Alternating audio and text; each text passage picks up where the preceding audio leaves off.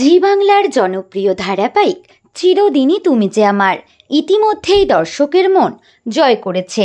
পারিবারিক গল্প, রহস্য, ভালোবাসা আর টানাপোড়েন সব মিলিয়েই ধারাবাহিকটি টিআরপি তালিকায় বিশেষ জায়গা করে নিয়েছে। এবার কাহিনীতে আসছে নতুন মোড়। জন্মাষ্টমীর শুভক্ষণেই হতে চলেছে অপুর গৃহপ্রবেশ। পরিবারের সদস্যরা একসঙ্গে মিলিত হয়ে উদযাপন করবেন এই মুহূর্ত।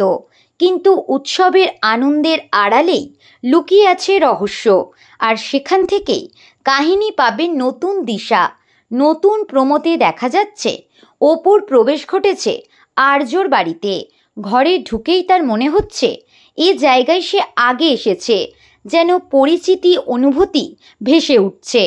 ঠিক সেই সময় আর্যর হাত থেকে পড়ে যেতে যায় গোপালের মূর্তি, কিন্তু অপুর হাতেই সেটি রক্ষা পায়। জন্মাষ্টমীর দিনে গোপালের মূর্তি বাঁচানোর এই দৃশ্যেই যেন লুকিয়ে আছে আগামী কাহিনীর ইঙ্গিত। এখন দেখার অপেক্ষা অপুর এই নতুন সূচনা তাকে কোন পথে নিয়ে যাবে।